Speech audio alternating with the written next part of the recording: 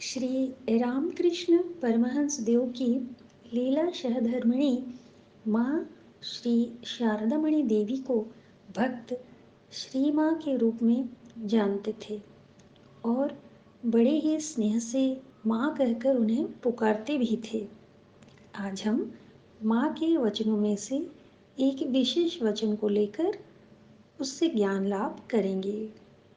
माँ को उनके एक भक्त ने एक बार पूछा, माँ मुझे बताइए कि मुझ नादान पर भगवान की कृपा कब होगी माँ। माँ ने तब बड़े प्रेम से समझाते हुए कहा, पुत्र भगवान के घर में ऐसा कोई भी नियम नहीं है कि यदि कोई भगवान को दिन रात पुकारे और उनकी पूजा पाठ करे तो उस पर प्रभु की कृपा होगी ही। देखिए यहाँ पर हमें समझना पड़ेगा। हम तो कहते हैं कि इतना पूजा पाठ करते हैं, इतना मंत्र जप करते हैं, फिर भी हमारी क्यों इच्छा पूर्ण नहीं होती, क्यों हमारे घर में इतने दुख हैं। तो यही बात असली है कि यह सब कुछ ईश्वर पर निर्भर करता है। लेकिन हमको उन्हें पुकारने से, उनकी सेवा करने से, उनके मंत्र जाप करने से वंचित नहीं रहना चाहिए। यह सब कुछ ईश्वर पर ही निर्भर करता है कि वे कब अपनी कृपा अपने पुकारने वाले भक्त पर करेंगे, क्योंकि व्यक्ति के जन्म जन्मांतरों के कर्म और बंधनों का लेखा जोखा भी प्रभु को देखना पड़ता है। उसी के आधार पर अर्थात उसके कर्मों के आधार पर ही भक्त की पुकार सुनकर प्रभु उस पर कृपा करते हैं।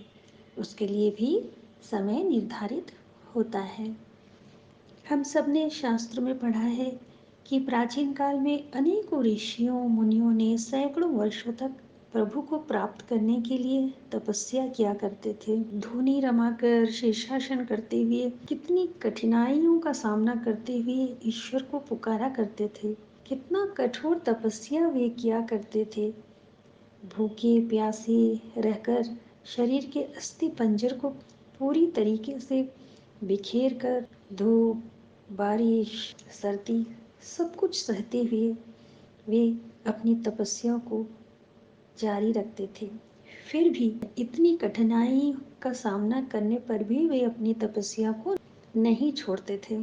परंतु इन ऋषियों में, इन मुनियों में कुछ ही विशेष ऋषियों को प्रभु ने दर्शन दिए, उनकी मनोकामना पूर्ण की। अतः यह ईश्वर पर ही निर्भर करता है। यह ईश्वर पर पूरी तरीके से छोड़ देना चाहिए कि वे कब कृपा करेंगे।